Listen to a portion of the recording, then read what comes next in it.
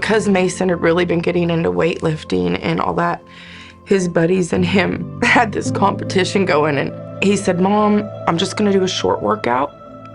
Maybe 45 minutes, I'll give you a call when you pick me up." I got back to the house, I saw law enforcement pull in, and they drifted into my driveway. I knew something was terribly wrong. I was getting out of the car. And they asked if I was Mason's mom, and I said, "Yes. There's been an incident at the gym. You need to come with us now." All I remember was, "Get to my boy.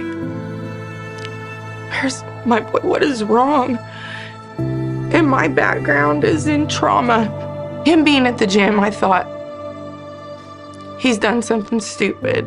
I immediately started asking, "What's going on? Flail chest? What's happened?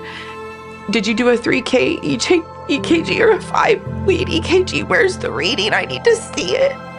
And they said that there were no outward signs of injury, so they had given him 4 doses of Narcan. And I was like, "He doesn't use drugs. He doesn't use drugs." They had to make sure that nobody had come in there and shot him with fentanyl or something like that, because he looked so healthy. But his pupils were pinpoint and non-reactive. They said fly him, that they were flying him to OU. That was rough, because I know what that means, because I've been in that same trauma with people making that decision, and the same look that I had had on my face before looking at family members of TBI patients was coming from across the desk of people I didn't know.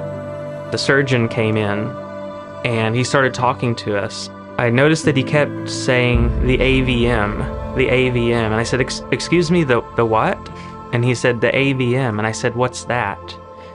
And he said, it's an arteriovenous malformation. That's the first time we'd ever heard that.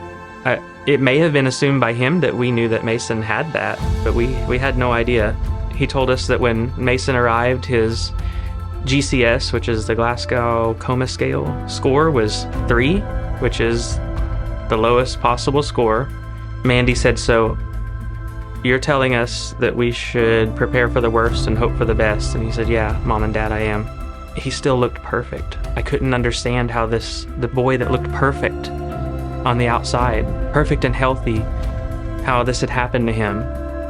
Mason's recovery has been incredibly rocky, and that's a recurring theme amongst traumatic brain injuries. There doesn't seem to be a direct path to recovery. It's a winding road. Sometimes it's a dead-end road. Thankfully for Mason, it has not been a dead end, but it looked like it for a while. Mason emerged from his coma within a week, but he was in that state of unresponsive wakefulness where his eyes were open, but there was nothing. He didn't track. There was just no response. And Mason lived in that state for 6 months. The neurosurgeon that relieved the pressure from his brain the night that he came in, he said, "Mason deserves more time." And I'm so thankful that he told us that.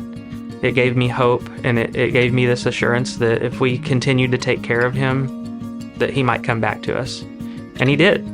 We spent another 6 months in the Bethany Children's Health Center, where he learned to swallow again, where he learned to use that right hand better and to coordinate his movements so that he had some ability to move around in bed and to help us dress him. When Mason was discharged from the Children's Rehabilitation Center, we were given some information about local rehabs. We were given 40 hours a week of private duty nursing. Little did we know, it is hard to find a private duty nurse in Oklahoma. We quickly had to figure out how to adapt to taking care of this 6'2", now 180-pound individual in our home, and it was not easy. There is no instruction manual. It's not an 8-hour shift, it's a 24-hour shift.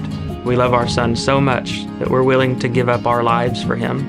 We're Christians, and that's what we're told, is that there's no higher calling than giving your life for somebody else. And sometimes that doesn't mean you're dying physically. You can die to yourself and give everything to somebody else. And we believe in that, and that's why we keep going despite how hard it is. Mason was under 18, so there was one facility in Oklahoma that could help him. And when they discharged him, he wasn't ready to be done with intensive rehabilitation. So we made phone calls and we were turned down because of his age. We don't take anyone under 18. We don't take anyone under 21. And we're like, where do we go? How am I supposed to take the advice from physical therapists at the #1 neuro rehab place in the world telling me that if they had the time with Mason, he could have walked out of there? You can live 50 miles over the state line and you're not gonna get the same care for your child if they live just 50 miles away, but you happen to be over a line. In order to have humility, you have to be humiliated. And nothing could have humiliated us more than to have our son stripped of everything that he was.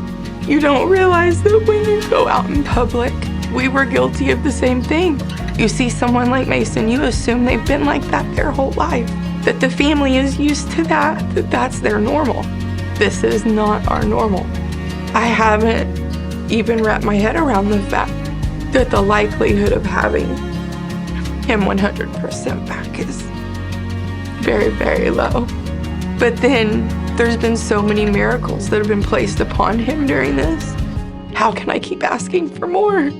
Every brain injury recovery story is unique, ours included, and we all need support. We all have different support needs, and there are fantastic organizations out there trying to give us that support, but they need funding. If we can get a facility like Defy opened up, it can not only help our son, but the hundreds or thousands, or over time, millions of others that need that kind of help.